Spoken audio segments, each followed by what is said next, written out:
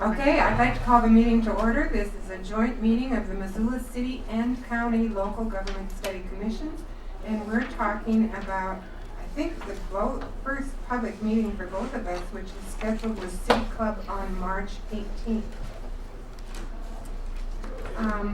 This is a public meeting. Right. Well, I should say really public. Yeah, really getting out there. Okay, are there public comments on non-agenda items?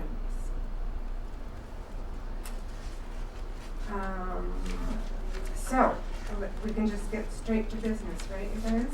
Which is planning this joint presentation to City Club.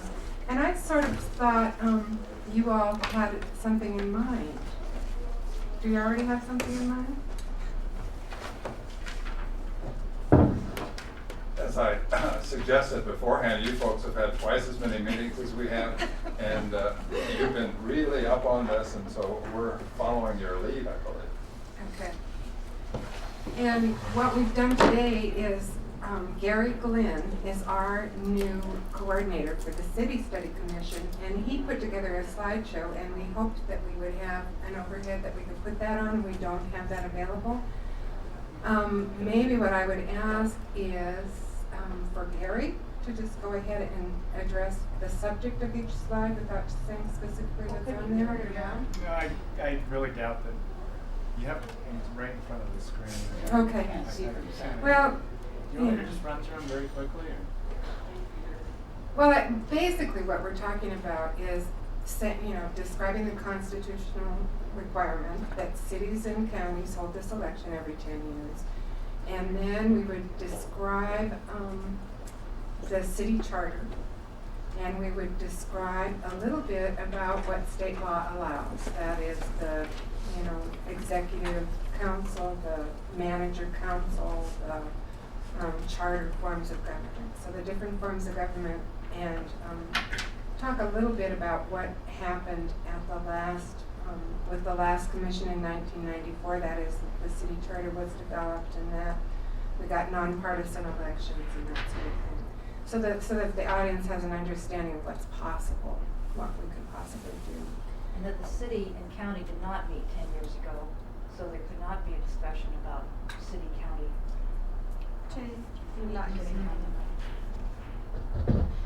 Lastly, you would bring that, that's part of it. The city and the county did not meet 10 years ago, so there was no opportunity to discuss any kind of joint merger or even joint services. But this time, since both the city and county are meeting, that is one of the options. And then we're going to give a synopsis, overview of our timelines. And we've basically got a work plan developed that's basically every 2 weeks what we're doing for the next 2 years. And so we wanted to develop goals and objectives, kind of outline of what that work plan will entail. And what else? A couple of open-ended questions. Yeah, open-ended questions. So where we're at right now is really trying to stay away from directing anybody that, will go in this direction or that direction. We're trying to keep the questions very broad and just have people go ahead and discuss maybe what they like about living in Missoula and the city government, and maybe some concerns that they have. So we're going to try to formulate some really broad questions and let them kind of lead us in a certain direction. Now, we are meeting again. We are meeting next Wednesday, and we're finalizing a survey that we're going to publish in the Missoulian, and that will ask those open-ended questions of the public as well, and we're asking for them to bring that back to us. So that's kind of where we're at. Tracy. I have the plank that's going around. My apologies for being late. Are we briefing each other on where we are? Yeah. It's clear to me that you're further along than we are. We put together a schedule of public meetings out in the county. So we'll go and have our regularly held meeting, which happens on Friday afternoons, in various spots around the county. And we're in the midst of trying to decide how it is we're going to get information at those meetings. Whether we're going to leave it open-ended, whether we're going to ask some structured questions, or in fact both. You know, what do you like about your government? What do you think about X? We are, let's see, let me sort of back up. We've also begun to talk with representatives in the county. We've met with the commissioners. We've been briefed by the county attorney and the clerk and recorder, just getting a sense of, you know, the actual inner workings of county government and how it is structured and how it works, what people's jobs are. We spent an afternoon out at the jail because it's such a large part of the county's budget to get a better sense of what that's all about. And we're now discussing some sort of survey instrument as well, trying to decide, do we want to do a countywide survey, and if so, how? You know, how best to get information, and also not necessarily direct people. It's, you know, as I'm sure you're grappling with, it's difficult to get engagement without directing that engagement in any either overt way or, you know, or not. I mean, we don't want to direct people. We also want them to answer some questions. So Questions that we can respond to. right. So there's a little bit of focus. Yeah. And we are also, all of us, I think, learning quite a bit from the Bozeman experience about how it is that, what the constraints are on county government. And I think many of us didn't quite realize that, that the city has the power to do a lot of things that the county does not. So the best, the sort of perhaps quickest way to describe it is, if the legislature has not expressly said that a county can do something, it cannot. Unless you have a charter. Unless you have a charter, right? And so, and cities don't work that way. So, learning quite a. Cities do, but they have a charter. But they have a charter, right? Yes. So Missoula worked that way until 10 years ago. Right, and so we're exploring what self-governing authority really means, and what some of the positive sides are, and what the drawbacks are. So I please, fellow members, pipe in. I think that it's very interesting that the city is so far ahead in terms of having more of these discussions, because you had one 10 years ago, making some changes. It turns out that county governments change very little. And in fact, of all the counties in the state of Montana, only one has a charter form of government. So, Which one is that? Fergus. Right? Yeah. And It's it's trivia pursuit. Well, Then- so that's a consolidated. Yeah. then there are two counties that have consolidated. It does seem to me that one of the kinds of questions that we must ask people again has to do with, are you interested in a consolidated form of government? 20 years ago, people weren't. It's my guess, and as I've read the newspaper recently, when you had a meeting with the city council folks, that they didn't show any strong interest in consolidation. But then, of course, no one who has the possibility of losing their job might be interested in consolidation. So I do think that we have to keep that open, and it's one of the places in which we might, we absolutely need to continue to work with you in some way because of the possibility of consolidation. One of the ways we need to keep asking questions all the time is, what is it that people need individually, groups, towns, unincorporated towns? What do they need that they can't get under our current form of county government? And so it's a different kind of set of questions that we have partially. Yeah. As I was listening to you, you're very interested in the structure part, whether it's a hired, voted in, a hired mayor, or a chief executive, or a voted in mayor. That isn't as important to us. The way we've been thinking about it is, well, what could we be doing for people that we're not with our present form of county government? It's a really broad question of, are you being served by your government? We've been asking, what is good government? And it's been very interesting hearing different responses to that. Well, I think, it sounds in a lot of ways that we're in a similar place because we met with the mayor and the administrative leadership team, and then we met with city council. And so hearing those same sorts of things, you know, what are concerns to them? And certainly there are issues that have to do with city versus county that are real significant issues, obviously. And some of them surround annexation, and some of them surround incorporation, which we were talking about a little bit, that there was some discussion amongst administrative leadership team that it's difficult, or it's not encouraged in Montana, maybe the way it is in other states, to incorporate your town or city, which is of concern maybe in that how big does Missoula want to get? You know, do we want to take in East Missoula and Lolo, and do we want to be king of everything, which probably some of us might be a little bit resistant to. We'd like to have people deal with their own local area issues more. So I do think that there's going to be a lot of overlap. What we're hearing from the city so far is, as you were saying, Ron, that there's not a lot of interest in city-county consolidation, and in fact even shared departments, maybe, you know, supervision of departments. But on the other hand, for instance, we really enjoyed listening to the chief of police, and he talked about not that the sheriff's duties are so much different than what the police department does, but they could share certain things, like they could share an evidence room, they could share files, they could share meeting rooms.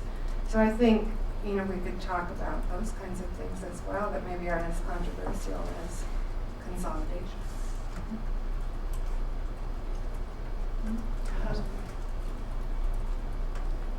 What do they say, the law enforcement agencies, about their cooperation? Have you had any discussions with them, the city police and the county sheriff? Well, the chief of police said that they do a lot of cooperation, that they go out and do training. You know, they'll go up to Sealy Lake, or they helped in the Florence, you know, murder case that happened a few years ago, going down and doing investigations. So even outside the county, they're going out and helping people from different departments deal with those Outside the city. situations. Yeah. Outside the city. Outside Has there the city. been any discussion about a new building for law enforcement? There has been, but it hasn't come to the study commission.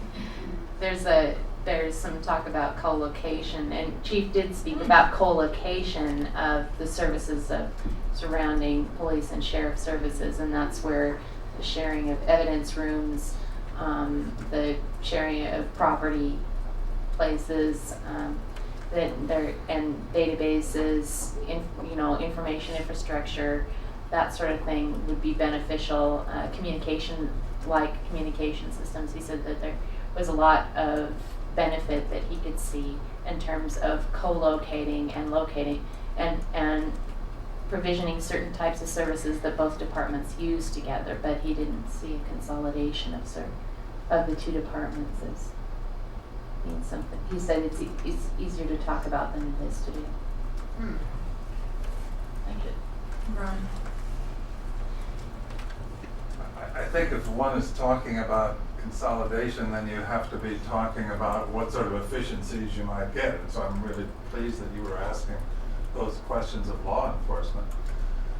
But I must say that one of the things that concerned me, again, from reading the newspaper article, was the city council talking about never meeting with the county commissioner. Isn't that astounding? I mean, that seems very strange, and you know, we who are not with either of those two groups have to be concerned about the lack of working together that's going on between city and county. And so there is the question of what the heck we can do about that, because I think that unless there are some efficiencies that could be gained with consolidation, and I really haven't heard enough about that yet, that's certainly not going to happen. So is there a way in which we can make the city government and the county government work together better? And on that same note, have you folks spoken with anybody from OPG? We're going to the meeting Tuesday. Oh, good. Tuesday at Are 1, you does guys everybody ready? else know about that? Tuesday at 1:30, Sally Uh-huh. Mullins giving her report on OPG. Who's Sandy Mullen? Sally Mullen was Sally. hired by the county to do a study of the Office of Planning and Grants. So she's been interviewing 80 to 100 people that have had interaction with that department, and is going to give her a final report. And Janet, maybe you could go ahead and get that notice out to everybody on our commission, because I'm on the planning board. I was planning to go, but they haven't given that information. When is that? Can you tell me? 1:30 on Tuesday. Is that going to be on MCAT, Marty? I don't know. I think That'd it be would March be. 1st? It's up to the commissioners or the council to request that. Oh, okay. Where's that gonna be? It's in the city council City council chambers, chambers. and it's a joint meeting between the county commissioners, the city council. Actually, it's a couple of city council committees, but the two will constitute the whole. So we should ask the commissioners and the council to request that. Okay. Yeah, reading it. Yeah. So yeah, I mean, you know, I don't know a lot about city-county cooperation. In fact, I kind of made an offhand remark to one of the city council members. I love to jab people, you know. I said, seems like the city does everything, the county doesn't give us that much. And he said, no, the county does a lot for the city. So I really don't know how that works. I had another question. You said early on that you were going to put a questionnaire out in the Missoulian. Mm-hmm. And is that designed for people to, how are people to respond to that? Is that a clip it and mail it? Is that a call you? Is that a, what's the, how do you see it working? Clip and mail or email. And we'll have a space on there, an optional name and address and phone number. So we're hoping that we can at least identify whether the person's in the city or the county in their response, or the state for But that if they live in matter. the city, they're still in the county. Well, that's right, but you can at least tell if they're in the county and not in the city. Yeah. And the you know, Sarah Van de Wettering is on our group, and she's, as I understand her role in real life, it's something about helping maybe logging and environmental groups find common ground and build understanding. And so that's sort of where we're at. So that first public hearing that we're having on March 30th is going to be called a community conversation. And we're hiring a facilitator from Helena to come over and run the meeting. And so we're trying to, rather than having people come up and testify for 3 minutes and say, boom, boom, you're done, you know, trying to keep it an open discussion at this point so we can just start to feel what people's concerns are. Really resisting doing a real specific survey at this time. Really trying to keep it general and start to get an idea how people feel, and then we'll get more specific after that. And the newspaper survey is very similar to the discussion points for the community conversation. Yeah, the ad is not going to be, or the newspaper ad isn't going to be specific. It's going to be real open-ended so that we can, it's a information gathering tool that, and to let people know who we are, and, you know, that we're here because of the state constitution, and no other state does this but our state, and it's a pretty amazing way to bring about change in our government. And so it's going to kind of be an introduction to who we are and ask questions of, you know, what would you like to see happen?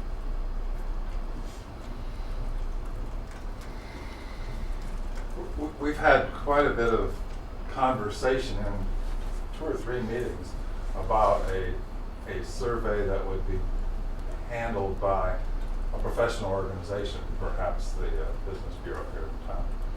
And in fact, I've just heard that perhaps that might be the best way. Janet sent us along today.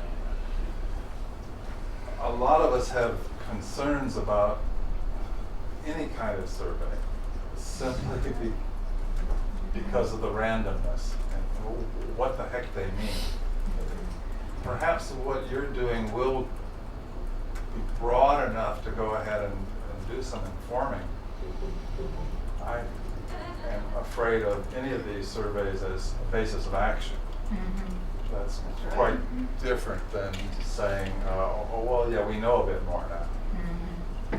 The city did a survey 10 years ago, and of something like 503 or 4 responses, 480 people didn't know what the name of their local school was. So that's kind of an interesting statistics. And so I think when you do a survey, you've got to make sure that you're asking the questions properly and that it is statistically valid. So having that piece of information, it says where did the information come from? Did it come from people who went down and voted and just forgot the name of the school? Not likely. So you're right. You've got to be really careful about designing surveys.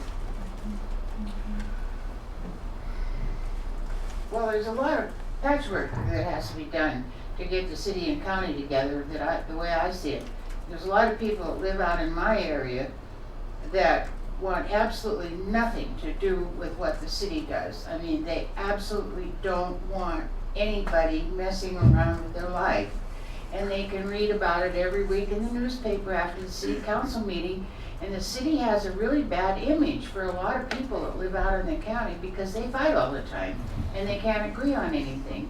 And the county commissioners haven't put up that kind of a facade for everybody. The commissioners take on a problem, and according to law and according to the organization, they work it through and they avoid these huge big conflicts.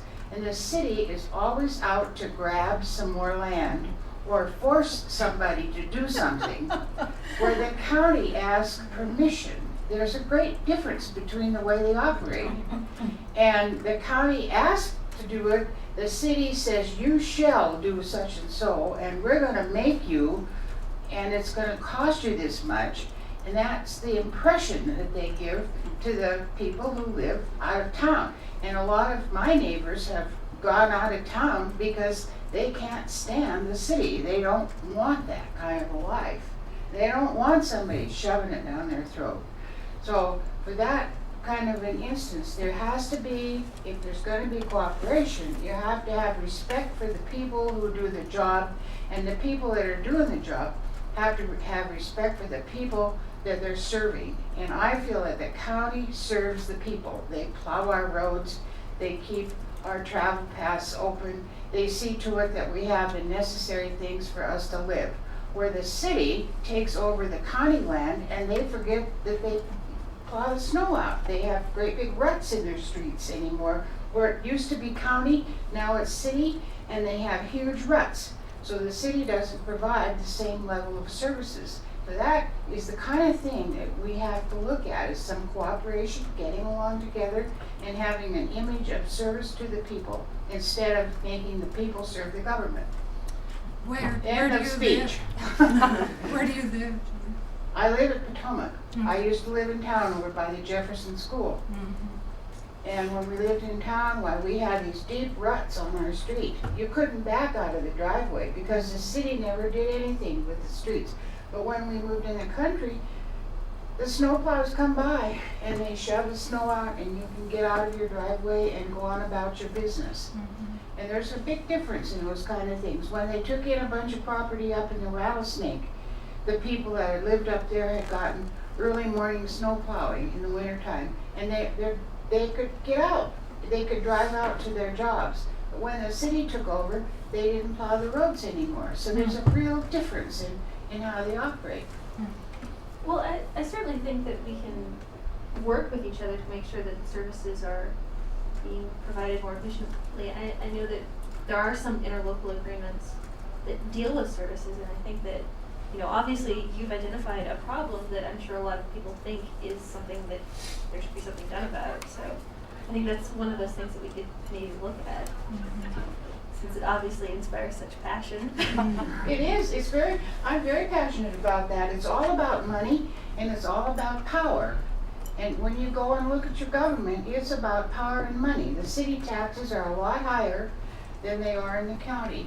The services in the county are just what you need. In the city, they're always looking forward to giving you more service than you actually probably sometimes need. So, it's about power and money. Government is about power and money and who does it and what they do and how it's organized. It's disturbing to me. Well, I just want to say one thing, and that is that I think a lot of us went into this thinking it's all about land use, and it is, a lot of it is about land use, because you either concentrate a population or you sort of let everybody have 5 acres everywhere. And I hope that the county is working on buying some open space and we'll all have access to our rivers and lakes as time goes on. So I am concerned about that going on in the county. But I think that the other thing that we learned when we listened to the administrative leadership team was, it's about a change in government from the federal level, the state level, county and city, so that the city more and more is being responsible. The police department and the parks department are responsible for juvenile delinquents, for criminals who are back out in the, and they're having to provide, the parks department is having to provide basically social work kinds of services because it's not being funded from the federal level as much as it used to be. But you see, So I think when you have a concentrated population, you get some of those you issues. see, the federal government got us into this a lot of the time because they offered us the carrot and we took it. And they said, we'll give you 90% cost sharing. And so we said, oh good, we like that. Now they're giving us 10% and we're putting in the 90%. And that's how a lot of these programs work. So when you go to the grant writers and they're getting you all this money for your government, pretty soon filters down, the federal money dries up, and then it becomes an entrenched thing in your government, in your community, and then you're the ones that are footing the bill. You're not getting it from the uncles in Washington. But the thing is that if it's entrenched, then obviously there's someone who wants it to be there. And if there's someone who wants it to be there, that's why we're still paying for it. That's another thing to look at. Well, that's true, but a lot of times you take advantage of the opportunity and then, you can always get on the gravy train. Sure, we like this. So, and then if you give some people enough stuff for a long enough time, then they figure out they really need it, where they could probably do it by themselves. So, that's I think it behooves us to think about, we have 2 different commissions here, to think about the services that are necessary to serve the public and to make sure that they're both being covered and to make sure that there are not redundancies in that coverage. That's right. And also to make sure that things aren't falling through the cracks. So I think it does, getting back to Ron's point, it does make sense that we set up some sort of structure through the next 2 years that we continue to talk with each other, and whether that be a liaison to each group or whether that be once a quarter we're going to meet together, or I think we need to figure out something so that we can so that we can make sure things aren't falling through the cracks. We need to have a conversation. I won't always agree with everything Julie says, but I also, as do most of the members of our commission, live outside the city limits. 5 of the 7 of us live outside the city limits, and Tracy just recently moved. I'm a newbie. just recently moved from Sleeman Gulch. So, and this young lady comes from Billings, so we really do represent a long direction around there. Here's a little different take than the way Julie talks about taxes, though. I think Julie's right where she is. Out in Potomac, the kinds of services that they most need, sheriffs and plowing. Snowplows and sheriffs, yeah. Snowplows and sheriffs.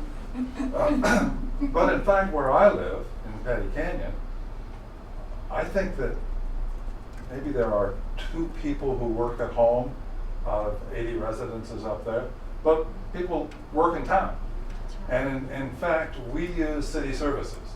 And we use city services a lot more than the outlying folks do. So, yes, there's a huge difference in property taxes in the city and the county, but I don't think it's always fair to city people that those of us who live so close use so many city services without paying for them.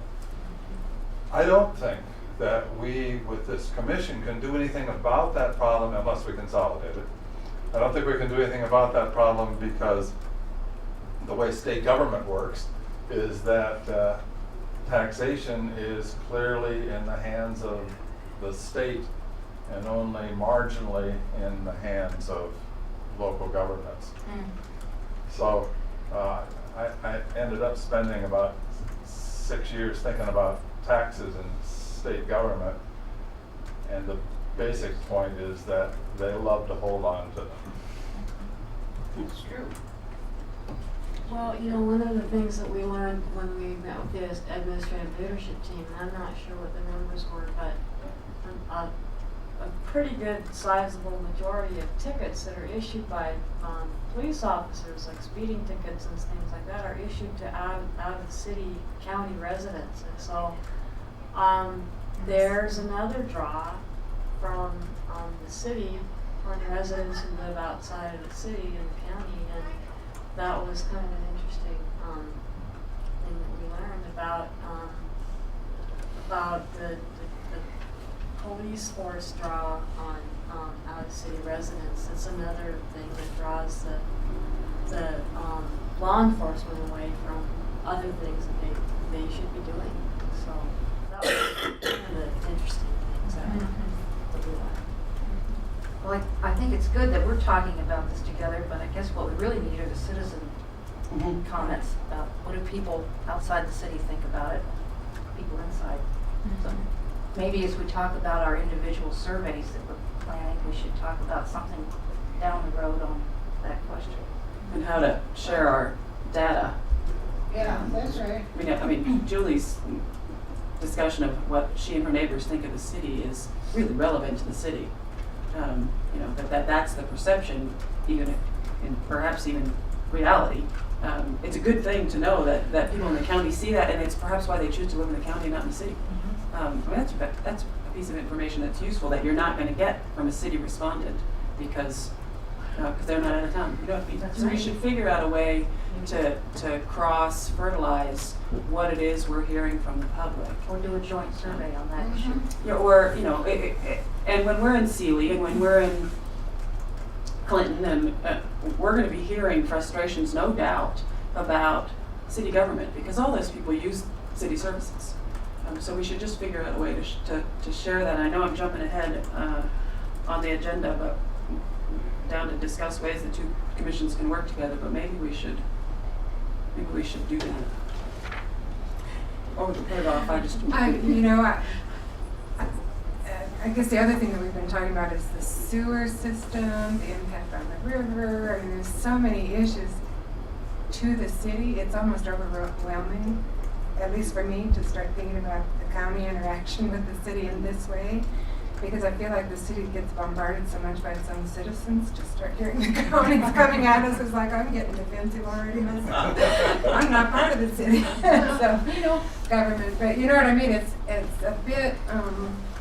I do think that the city has some real difficult issues, and the reason you're seeing the city council in the position it is a function of good government. It's a function of democracy at work, that we've got some serious problems with some seriously different points of view about them, and that needs to be worked out. And I was telling the city council when we met with them that I have so much respect and honor for them for coming to the table day after day and week after week and being willing to give their point of view and try to work this thing out. It's tough work.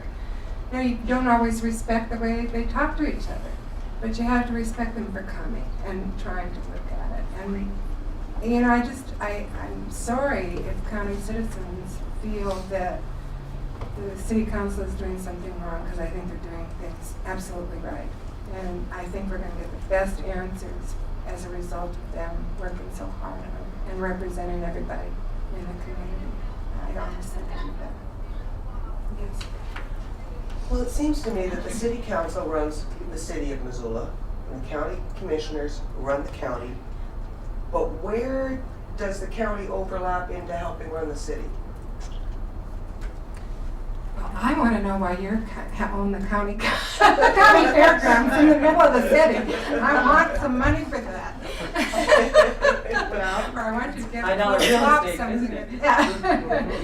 But, again, I'm gonna say it again, Diana, I'm sorry. I would So say- what does the city do for the county? no, where does the county help operate the city? Oh, The county. I can address a little bit of that. Especially if they never meet. They have interlocal agreements, and one of the things that we talked about meeting Tuesday, the city and the county have an interlocal agreement on planning and floodplain services and those sorts of things. So the Office of Planning and Grants is a city-county agency. And Sally Malone's report is about the status of that interlocal agreement and what she found in her conversations with community members and elected officials. So that's an area where they cooperate. Another area where they cooperate, quite a number of years ago, the city and the county, I believe it was the city and the county, put together a Blue Ribbon Study Commission about looking at the provision of human services within the county. That's things like WIC and services that are provided to low income and like Partnership Health Center, et cetera, from the health department. And what they decided when they did that Blue Ribbon Commission, it was when Janet Stevens was a county commissioner, was that those services would be best provided by the health department, and so the city contributes to the health department and so does the county. They cooperate in the provision primarily of those sorts of services, also with air and water quality with your Air Pollution Control Board. So the health board is a city-county board. It's made up of city council members, county commissioners, so that's another strong area of cooperation. You'll see that the police department and the fire department, the police, fire, county, DES, 911 cooperate a lot.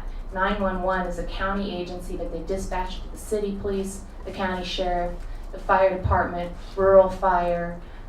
DES works with all those agencies when they have an emergency, even over in the one over in Alberton. All the agencies, the emergency response agencies from Missoula County and Missoula City participated in helping out with that disaster over there. So when the mayor has told the commission that if there's an emergency, citizens expect cooperation amongst agencies, and generally the city and the county have been very good at that because they train together. They have hazmat teams that are together. They have EOD teams, explosive ordnance, bomb type stuff. They train together, so those real mission critical services when we have a disaster are very well coordinated, and generally so when we've had a disaster. So those are some examples of areas where the city and the county do work together. Usually those are governed through interlocal agreements between the city and the county. There are also fire response and mutual aid. So if there's a 3-alarm fire out in Tura, the city might send a crew, Missoula Rural might, and then the Tura Fire Department may respond. So just depending on how big a situation gets, how many units they call in. And they have mutual aid agreements and closest station response agreements. Those are also interlocal agreements, and those aren't just those are between like the Rural Fire District and Missoula City, for example. So those are some examples of areas of cooperation between those entities. And certainly some services that overlap through the form of community development block grants that, where money is taken through the county, from the feds through the county and trickled down to the ground for people in need. Yeah, that's part of the city-county planning. Yeah. I neglected to mention grants. Those planning, grants, and floodplain services are all covered through the Office of Planning and Grants. Yeah, so if you go to the Y, Yeah. They don't say city resident or county. They Yeah. say, how can we help you? And then Yeah, that's right. there's also elections.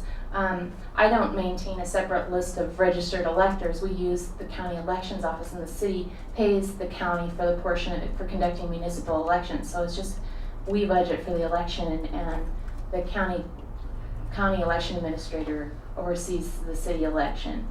And so that's another area where we're not duplicating. We don't have separate registration rolls for city voters and county voters, for example. And the health department too. I've mentioned that.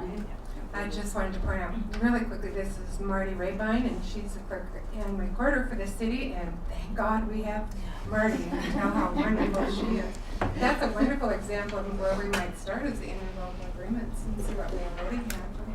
Go ahead. I was gonna say the other two functions that I can think about is that the county collects the taxes for all the property the money is collected by the county, by the treasurer.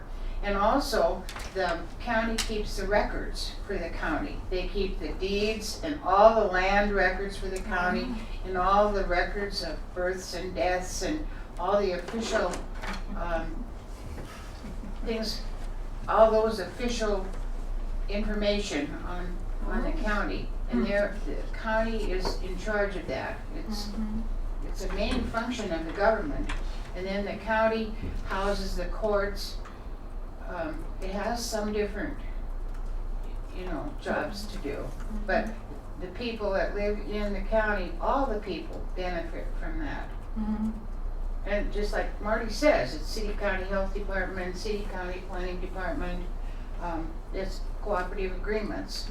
The county's in charge of the airport, the city's in charge of other things like the recreational facilities inside the city. Yeah, there's a diversion and a difference in their function, and a lot of the functions that I can see in the government, the difference in the city and the county is that the city has a more concentrated population, and so they have a more closely guarded or closely monitored review of things. Where in the county it's more or less, when you come to land things, in a lot of places they kind of live and let live and you comply with the state law. But in the city it seems to be, well, the sign's not quite right or the lot size is not quite right, and so they have a lot more things in the city government to argue about than they do in the county government. Makes a lot of difference if you have 5 acres between you and somebody 5 feet away. That's right. Yeah. The huge difference is that the city has a city council that's legislative. It was interesting when we were in Bozeman for that meeting and we asked the question about Fergus.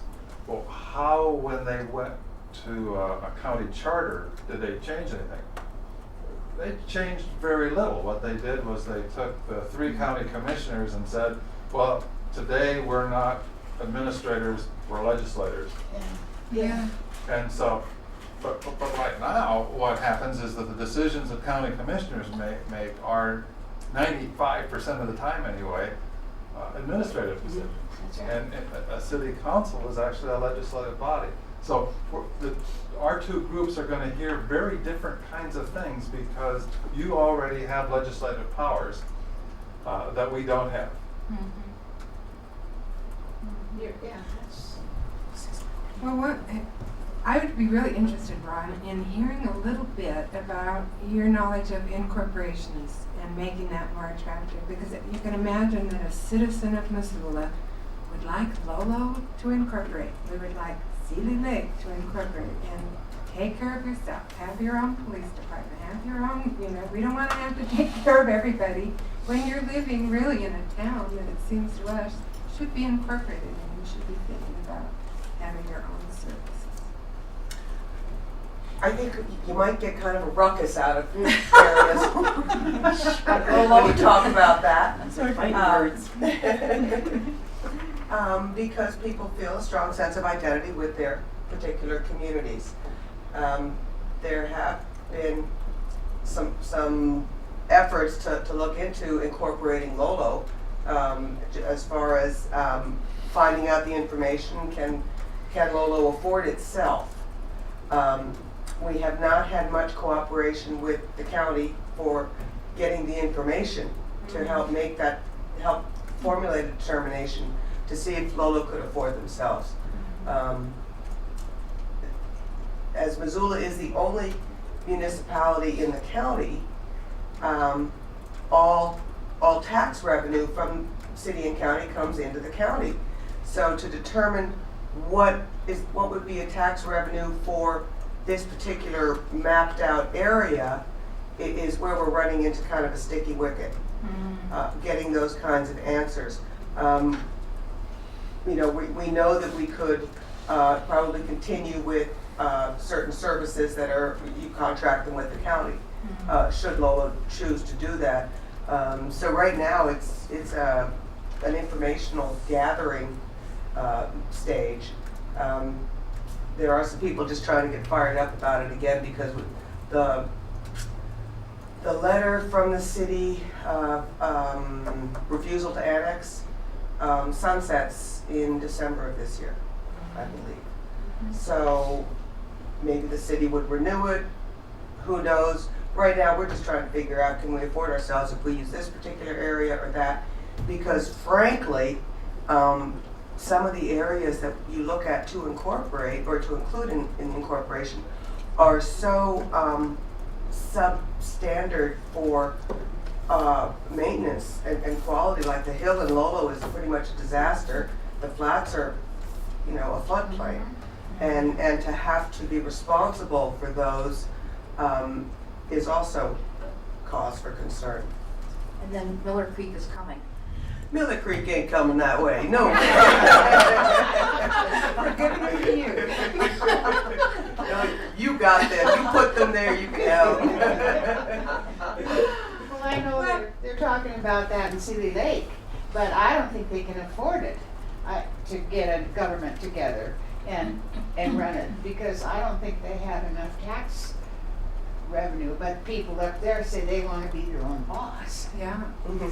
I wonder if we brought that local government services from Department of Administration, if we brought them, do they help people figure that out? From Helena? Yeah. Oh, from out of, Helena. out of, oh, well, we worked with Dr. Weaver out of Bozeman, who helped put on the forum.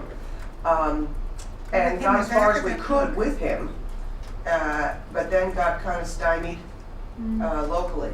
It becomes a function of critical mass, and often you don't have the critical mass because people choose to live out in the country because they don't want to Deal with it. They don't want to be taxed, and they don't want to be in a critical mass, and they don't want to be governed the way cities are governed. So they're not going to say, "Yeah, make me a city." It's a difficult. You know, we just looked at this for Milltown Bonner with the coming change there, and what the appropriate sort of local governance structure would be. And even with the tax base of the mill, it just wasn't a big enough critical mass to even talk about with a straight face to say, let's incorporate these small communities into a city. It just doesn't make any sense. But see, I wonder if state law is different, and I guess Dan Kemis is the one who said other states make it more attractive for cities to incorporate, and I don't know what exactly that means, but I know, I was telling over and spoke, my folks moved from Conrad to Liberty Lake, over by Spokane, you know, so they have Liberty Lake and Spokane Valley, and these little towns are just fighting amongst themselves about water systems, and they're really proud of themselves and growing and doing all this.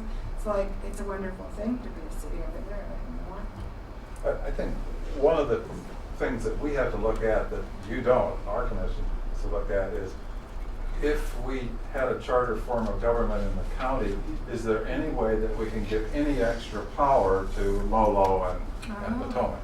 I'm afraid that there are, you know, all of the ones that are around here. I'm afraid that the way state law is written that we probably can't, but we've got to be able to answer that question because clearly people want to run their own lives. But where I happen to live in Patty Canyon, the way we chose to do that was on the land use issue to go ahead and do our own zoning. So you can get citizen-initiated zoning, and you can go ahead and get a certain kind of structural power about how your neighborhood is going to develop. But that's different than all the things that are needed in Lolo. I know Diana said that maybe she was thinking about doing some citizen-initiated zoning, and that, I think that's always feasible out, although clearly for some folks, the zoning is a four-letter word. That's right. I think something, oh, I'm sorry, Julie. Go ahead, Ben. Well, I think another thing that one needs to look at is all the various land use plans that we have in the county.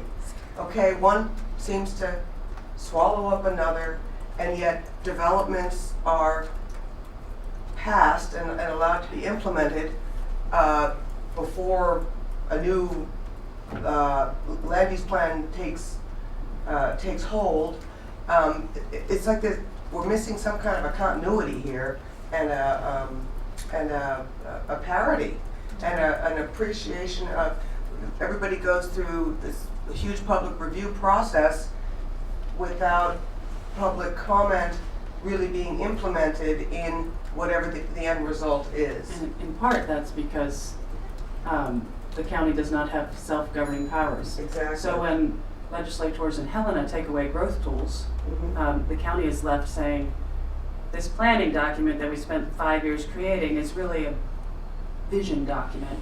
It has no teeth. And so they literally, you know, or they say, we don't have the power to say no to the subdivision. It'd be nice to follow this plan, but it doesn't have legal binding authority. Exactly. And then it makes people in Lolo furious, like, well, why the heck did we come to meetings for the last 7 years then? If this, you know, so you can see the frustration, and it's interesting that one of the reactions from the Lolo community was, well, then screw it. Let's see if we can't make our own city. If we're not going to be respected by the people who are governing us, perhaps we should govern ourselves. And so, you know, that gets me as a county person back to thinking about, well, if the county commission had more power, would it be helpful to the citizens? You know, is that something that'd be helpful? I think we should, oh, I'm sorry. I was about to say, look, can we get back to the how is it that we can work together? And Sue, I heard you say, oh, that's just one more thing today. And you know, I empathize, given that the plate that we each are staring in the face. But I'd be interested to hear other ideas about whether we need to. And I mean, certainly Ron thinks we need to. I think we need to. But how? What's the most productive besides just another meeting? Would you think somebody from Helena might come and talk to us about the options and open it up for community involvement, at least to educate ourselves? Well, and I liked what Julie was saying, but I think starting with those interlocal agreements and then identifying all the different ways we overlap, even if we don't have interlocal agreements. It seemed like Donna Gockler said she does a lot in the county, helping them with open space and parks. Yeah, there's one parks person, so she said the cooperation is really easy because there's one person on the county Half side done. and she's got hundreds over in her department. It's at full peak employment, so she said it's been really easy to work with the person from the county because there isn't a lot of resource devoted to parks in the county. I was going to ask Diana, I understand that Colstrip is the most recently incorporated city. Did you guys visit with those folks over there about how they went about incorporating their town? No, I don't think we did Colstrip as much as we did Stevensville because it was Closer. more similar, Yeah. and not an industrial area the way Yeah, Colstrip Colstrip's is. kind of a company town. And right now, Big Sky is looking at incorporating, but they're also a different element. Both of those As a swapping resort. tax bases, Yeah. Yeah, so that I the suppose burden it's isn't not- carried by the citizens, right? It's not quite apples to apples in Yeah. finance. Should we pick a date to get together again and talk about that, and then get back to our city club meeting? Well, are there documents associated with these city-county agreements? Yes. Are they long or short? It depends Before on you the volunteer. agreement. It depends on the agreement, and I'm sure Anne Mary and I can work together to pull together the interlocal agreements that would be of interest to you. I'm sure they have some sort of an index of what they've got. I know we do too. So. I think that's an excellent first step. Okay. I'd like to say one more thing about the land, the zoning being a four-letter word. From my observation is the only thing that you can make stick is a deed restriction. And if you have a deed restriction, it holds up anywhere you go, wherever you are, because it's very hard to break that. But if you have zoning, if you have the right lawyer and the right group of people making decisions, you can change, anything can be changed. And years ago, they tried to sell zoning in Potomac and people didn't buy it. But you watch the papers all the time and they're changing zoning and they're doing this and that. So that's an iffy thing, where if you got through to the people about the deed restrictions and lots and in their subdivisions and so forth, you could make that stick and you would have a permanent situation. I don't know why people don't do that. Julie, an advocate for conservation easements, I love it. I know, because I can't drive my cars across the road anymore, there's too much traffic. There you go. I'm calling the land trust and setting you guys up. I wanted to come back to something Marty said a moment ago about how easy it is for Donna Glockler to work with county parks because there's only one person half-time. My sense is that one of the disasters that we have out here in this county is the lack of county parks. And as a member of the park board, I just had a situation where, first of all, the subdivision shouldn't have been approved. Our planning board didn't, but the county commissioners did. But a new subdivision with 30 houses out in Houston and no parkland. And the reason there's no parkland is that the county parks person said, oh, you know, we couldn't keep it up. But Houston is a developing community that has no parks. And you're putting in a subdivision, there's a state law that says if you've got a subdivision of a certain size, this particular place should have had an acre park. But we have a kind of county problem right now, and Marty's joke about it is a joke. Well, cash in lieu Cash. is always given right. instead of, and I know one of the things we've looked at in Lolo is with every subdevelopment proposal, we're saying, no, we do not want to take cash in lieu. We want the park, and we want the developer to develop the park and not leave it up to the residents of that area and maintain. The city has been looking at developing new ways for the way cash in lieu is how it's calculated and collected. I think that's one of the, I don't want to speak out of turn, but I think we're using our self-government powers to define how cash in lieu is determined, what that dollar figure is going to be. It's not off assessed value. We're looking at going off of, not off assessed market value, but after actual market value of the property. So, you know, assessed market value and market value, is, some of you may be aware, are two completely different things. And the example that I just gave, the land use plan was one residence per 40 acres. And so the kind of valuation for that kind of land use plan was, you know, insignificant someplace. So the cash in lieu ends up with being absolutely meaningless. Equally insignificant, yeah. Right. Yeah. So we have an agreement that Marty and Anne Mary, in her absence, are going to pull together. So the interlocal agreements, we're each going to look at those. And I think that we'll probably have some sense after we look at those of where we need to go from there. Perhaps should just get back in touch. Does that make sense? Sounds great. Marty, there wouldn't be interlocal agreements on the kinds of services Julie was addressing, right? Like county collecting the taxes or. I don't know if there's interlocal agreements. I do know she's absolutely accurate. The county collects the taxes due the city for the city, and the city used to bill assessments independently. The city treasurer's office used to send out assessments for sidewalk improvements and stuff like that, and we've begun working to go have that all go out through the tax bills at the county because it just makes sense. You're not sending out two sets of postage. Right. So they are cooperating. I'll visit the finance director and see what kind of agreements are in place, whether they're interlocal or otherwise. Kind of how they've set up that sort of cooperation. The assessments are all done by the state, Okay. the state assessor. Yeah. Or.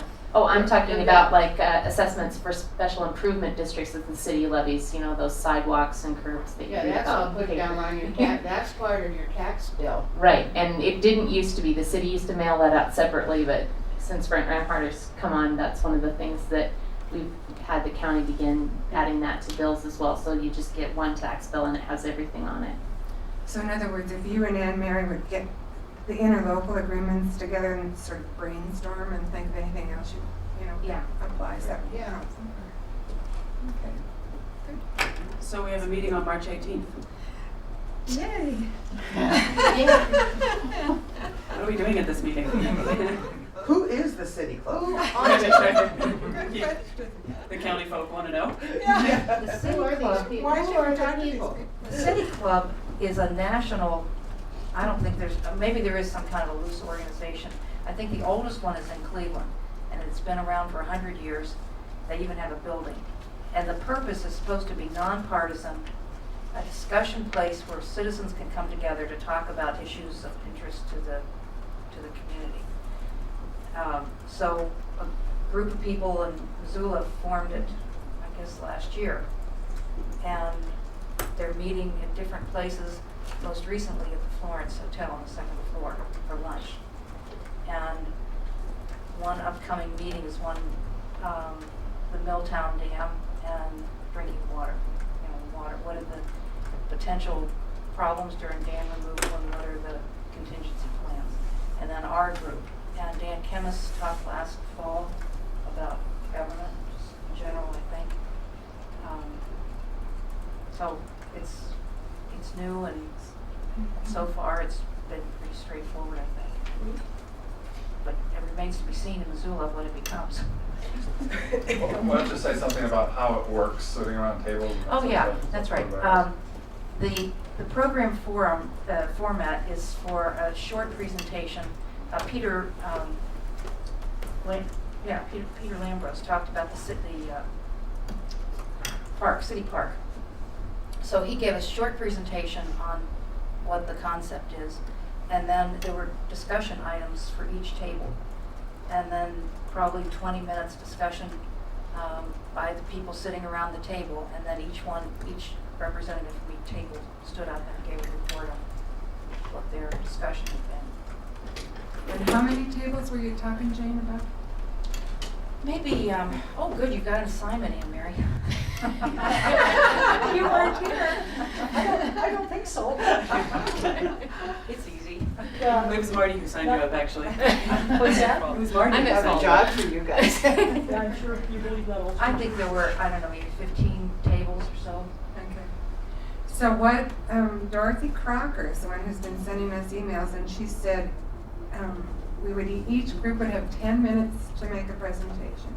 And then we're supposed to come up with some questions. I can't remember, I think it was just a couple questions to give to the tables, and then the tables would discuss that. And she suggests here that we would spread out across the room and help each table discuss whatever it is our questions are going to be. Just so I'm clear, and then somebody from each table stands up and shares with the room what?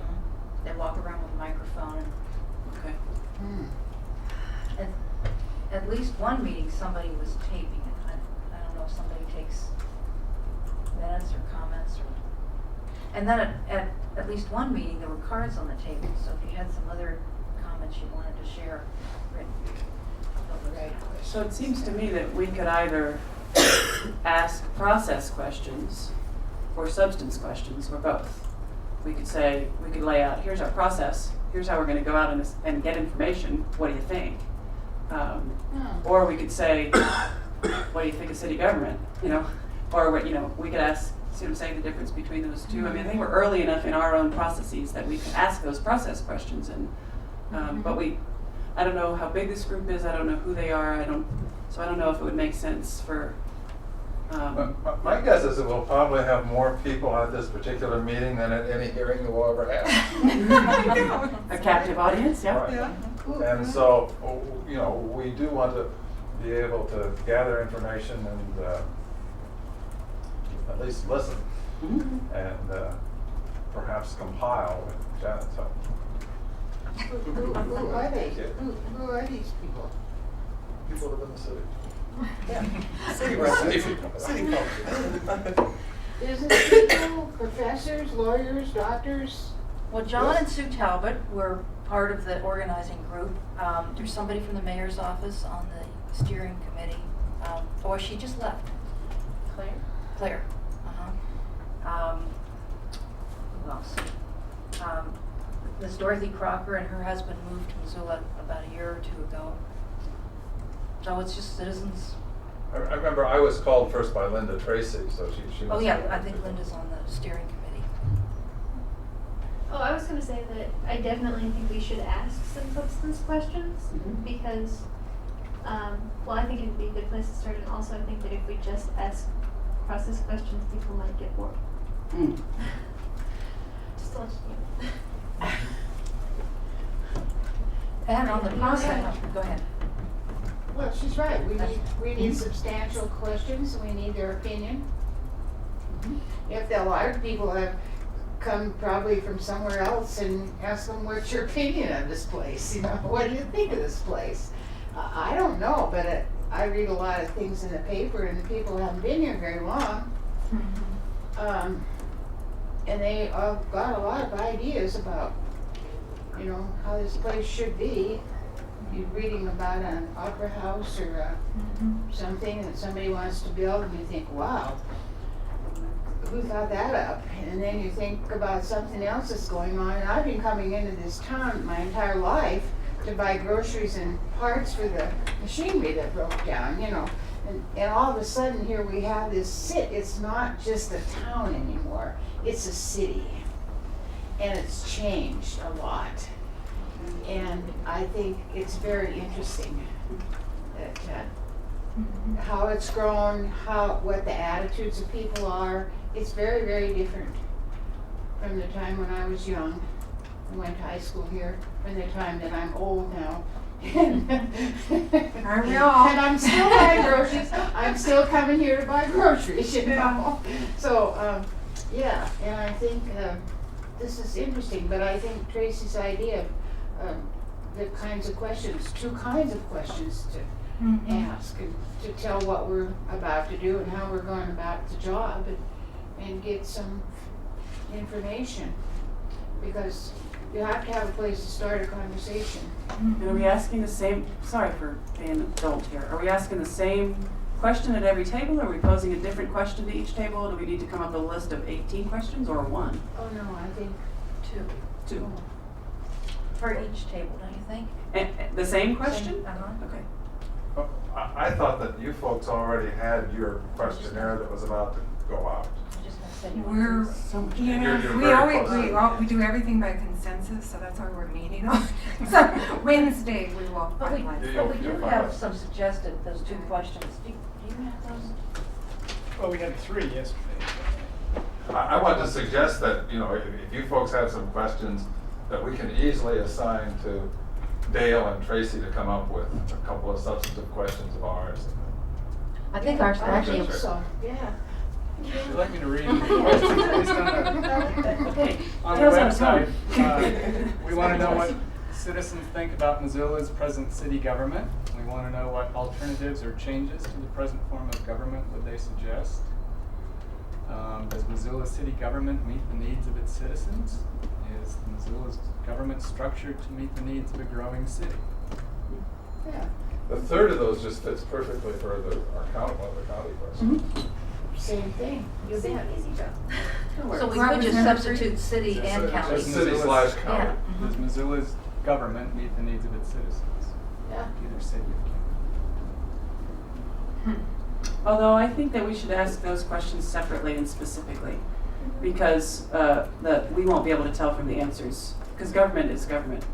We need to ask, do you think Missoula City meets the needs of government? Do you think Missoula County meets the needs of government? You know, It's needs the needs of the people. people. Yeah, thank you. Do you think there's any reason to ask people that live outside the city to sit separately? So that people that live in the city that are answering the county questions might have a different approach than people that live outside the city. Are there any county folks coming to this, you think? We're all county. We folks. are. You're a county They folk. think they're bigger than we are. I'll remind you that you pay county taxes as well. Oh, I know. Well, yeah, that's a good point. And how do we frame questions that are around the county and around the city if there's only 2 questions? Do we have to have 3 questions? One about county government, one about city government?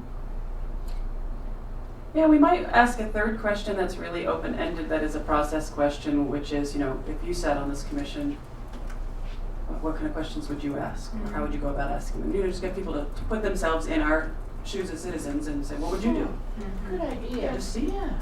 We're sort of early enough that we can. Yeah. I sort of like that first question you had, which is, here's what we're doing, what do you think about it? Because we've got some things in mind, like bringing in people from Great Falls and Helena and all these other cities who have done things, with their government, but also then we're talking about bringing in a national expert at some point, or bringing Dennis Taylor back, or, doing something like that. So this kind of, getting people to start to think about who they would like to hear from. I would hope that those little 10-minute presentations would set that stage, so Yeah. that by the time we ask the questions, they're sort of primed with, okay, that's what they're doing, so, Okay. So So we could leave the question something better. Okay. And I'm not sure that, does Missoula city government meet the needs of its citizens? Was that where you were going, Julie? I thought it was a really interesting perspective to say, I've lived here all my life and I'm coming back, I'm seeing things changing, this and that bothers me. Is there a way to get there, to ask people what's not the problems, but what, Does it serve the needs of the people? Does the government serve the needs of the government people? that we're concerned about, or is it the? That's, I don't know. when you look at Missoula, it's sort of a different place than a lot of places. Like if you went up to Flathead County, you've got 5 different places to go buy groceries, to go do your shopping, to get your car fixed, all these little towns. But in Missoula, you have one main spot where you do your banking and all your business, and you do all your shopping, and all of that funnels right down in here into this town. Mhm. Where a lot of people, a lot of places geographically, their businesses are spread out over the area. But Missoula is actually really the hub of the 5 valleys, and it always has been. Mhm. And I think Missoula is a different situation than a lot of places, because you complain about the county people coming into the city, but they have no choice. They have to bring their money here and spend their money here, and all the roads lead to town, and then all the roads leave out of town, and so when you live in the country, then you have to be really careful when you drive your cows across the highway, that kind of thing, because everyone's heading to the lake for the weekend. And they ask for more from the government than they really need. And Well, I guess I love hearing you talk about those quality of life issues, because that's what's really important, and what we want to say is, how can our government help us maintain a quality of life that we all want to stay here. and serve the But I needs don't of know the people. how to get to that question. Jerry, can you reread that question? That there was something about a changing or growing city that might get at what you were just. Does,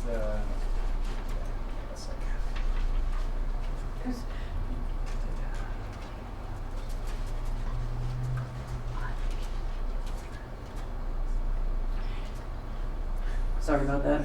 I'm sorry. Is Missoula's government structured to meet the needs of the growing city?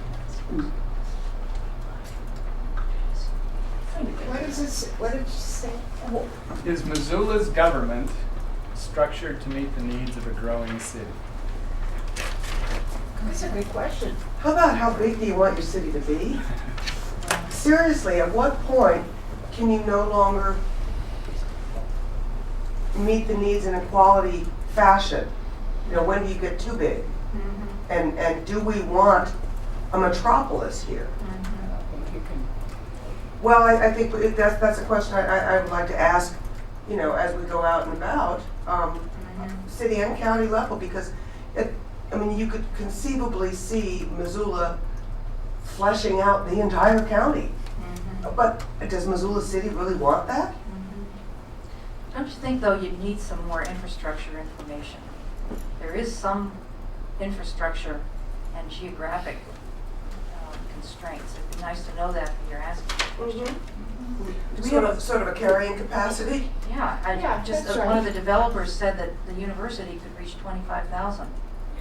Yeah, well, that's pretty startling. Do we have a deadline for when we need? It had 6 when I came. Got 13.5 now. And you probably thought at 6 it was pretty close to its limit. Well, maybe what I'm getting at is maybe the question is, what do you like about Missoula, the city of Missoula, and what do you don't? What don't you like? And just let it go from there. And then we'll talk about what government has to do with that amongst ourselves. Yeah, you might find out some interesting things from people. Well, and even if your answer to that is something that's sort of random, I think that, we can discern whether that's something we can actually do something about and whether it's not. I think that's probably the best way to ask. But Sue, doesn't it help the citizens to focus when we talk about what you like in the context of government? It's part of, we've gone through that training in Bozeman and as we talk among ourselves, so we know what our restrictions are, but the citizens really haven't been part of this. And we've talked a little bit internally that what do you like and don't like. So you don't like the infill, there's no affordable housing, there's potholes. Then what do we do with it? Yet if we talk about it in the context of the government, is the government structure to meet the needs, it might help people think about the relation to government and potholes and the other issues. I admire the fact that you all make decisions by consensus, but I do not want to burden you with having us help you make this decision by consensus. So I think what we should probably do is just set a deadline of when we get our questions to Gary and to Janet. To say we need the county question and a city question by X. But do we want to have different questions, or do you want to have the same question but answer it for the city and county? Well, I would suggest just ask the questions and just put out the questions on the city. I'm sure there's a lot of people that don't live in the city that got a lot of ideas about the city government. And I'm sure vice versa, if they live in the city, they've got an idea about what should go on in the county. And the more free exchange of ideas you have, the better off, I think, to get started anyhow. And in this media savvy world, often people simply don't answer the question. That's true. They just say what it is that they want to say. You've got another question to answer. And some people, in fact, are quite skilled at that. But Right, that you doesn't know- mean that we Of can't course help not. them. Of course not. I honestly think that some focus on government, that is what these two That's what commissions are Of about. course. And I so don't mean to be that flip, Ron. The But I've heard, problem is, I've heard and made such answers myself. yeah, and that goes to the presentation though, because then you say, okay, now I've got to get out the state law and I've got to say, here's what a council, city manager form of government looks like. Here's what a, executive, So, it's complicated to explain that stuff, and what we keep resisting is to lead anybody to say this is where we need to go, because we aren't near that point yet. When what we want to say, I think, is sort of what Julie is saying. Do you have a problem with having to drive from the Rattlesnake to the Reserve Street to pick up some thread, to sew a button on your shirt? Is the traffic flowing right?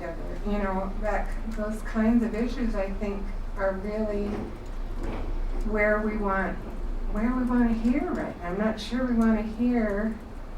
I don't know that we're ready to say, okay, do you want partisan or nonpartisan elections? Do you want more wards, or I'm not sure how to ask the question about government without and still get to that. Why are you bothered with your government? What is it about living in Missoula that's bothering you? That and then ultimately, like, I don't know your name. Like you were saying, Carrie. we would figure out how to. Thank you, Carrie. Sorry. How we would feed that back into our government study. Basically, what we're saying is we're collecting public input and learning about the government, and then we're starting to talk about, by bringing these people in from different communities, start to talk about government structure and how it's different in different places, so that they can explain that to people, and we're not the ones saying, oh, City managers are really good. What about the idea of, do citizens feel like they've had a voice, that they have a voice in government? Are their concerns heard? Is there a dialogue with government? Is there participation by citizens in the government?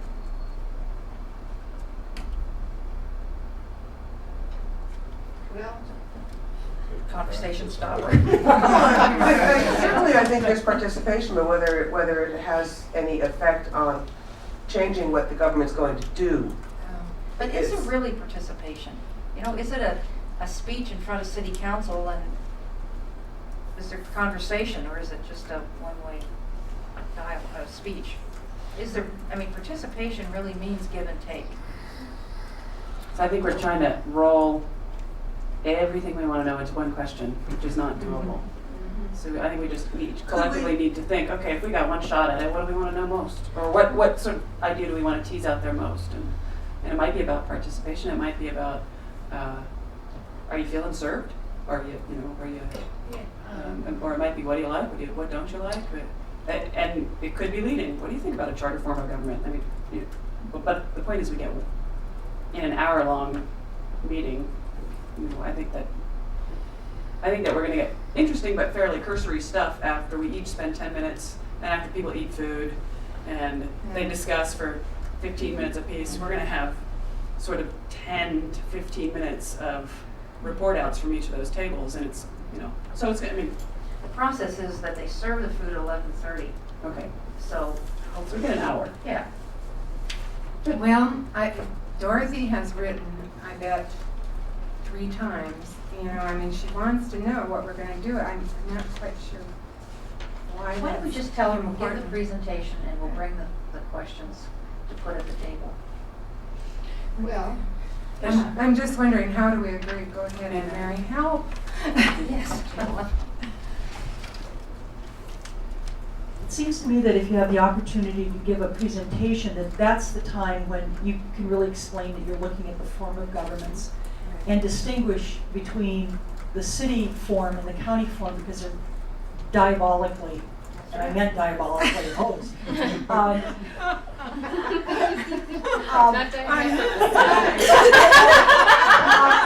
chose my words specifically. And I think that's really important for people to understand that what you are about is form. Right. You're really not about potholes, because that's an administrative financial decision, really. And you can certainly recommend that a government gives more money so they can fix more potholes, but that's sort of really kind of irrelevant to your purpose. The question I kind of asked, I think liked best, is, Tracy, the one that you asked, which is, if you could only ask one question. I think the most interesting one is, if you were us, what would you be looking at and thinking about and asking? And I think that's the thing that will most reveal what they like and don't like, without putting boundaries on them, one way or another. And whether it's, what is it, if you were on the county, what would you be most interested in thinking about if you were in the city? You may get an answer that says, if I were on the city, I'd try to figure out how to not have the city go out all the way out to the Y. On the other hand, they might say, I'd like to resolve this infill thing. On the county side, I don't know what they're going to say, because I think people actually in the city know less about what the county does and what the city does. And I think it'll get all mixed up, but that's okay. Yeah, I think that would be instructive. So, my humble opinion. You should also be prepared for the fact that Missoula County, Missoula City, very frequently confused. Oh, yeah. But people, Missoula. I get calls from the Missoula clerk, I'm the Missoula clerk, Vicky's the Missoula clerk, because the Missoula and Missoula, they're both called Missoula. So a lot of people, in many instances, don't know the difference between the city and the county. Or the state and the federal Or the government. state and the federal government, and they also get really confused to call up and ask who their ward person is and find out that they have 2. I mean, there's some people, you probably might not encounter that level of unawareness about the form of local government at City Club. I'd rather think you'll get some people, because it's the City Club.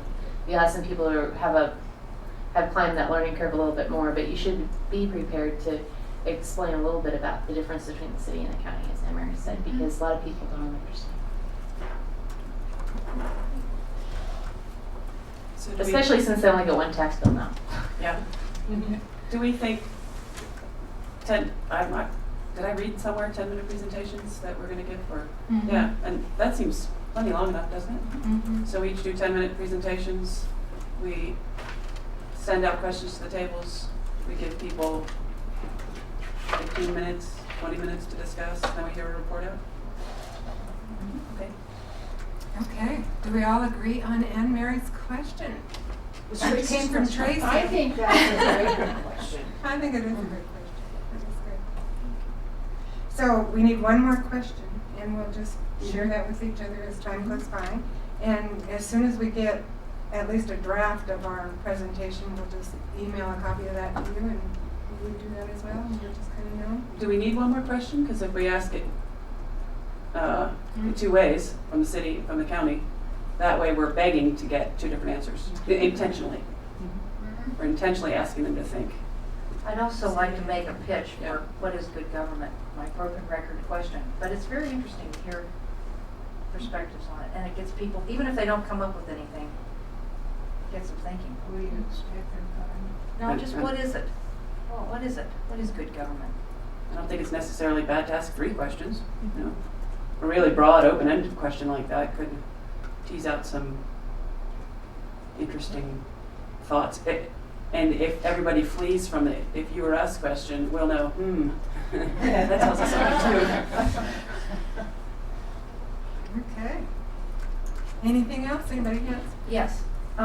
Marty just told me that the county commissioners and the city council decide whether to have something taped, like Sally Mullen's presentation. Could we decide among ourselves that it would be a valuable record for us to have for our commissions? And since it's on Tuesday, we don't have much time. It's liable to be taped because we're gonna need to transcribe the minutes of the meeting. You asked about MCAT, which is a different matter. Oh, I'm sorry. Yeah. Okay, Thanks. so it will be taped, But it what may is- not be on MCAT. Okay. Is that something that would be useful to us in our commission as we're going ahead? What's it gonna be on? It's going to be on one of the interlocal agreements of Office of Planning and Grants, and it's Your favorite. the consultants. Well, it's a big issue in the county and in the city. So the county's hired a consultant to analyze it, and she's giving a report on Just Tuesday. a point of clarification, where is that? City Council Chambers, 1:30 Tuesday. Thanks. I would say that we should defer to Marty and say, you know, if they need to ask, it's their meeting and they need to ask. And, you know, as long as some of us are going, we'll take notes and report back, so I'm not real concerned about it. I think we'll be okay. Besides, we can always get a copy of Sally's report itself, right? Okay, anything else? Okay, so we'll get back together soon and we'll send each other our presentations when we have a draft. And that's it, right? We're adjourned. Thanks. Thanks.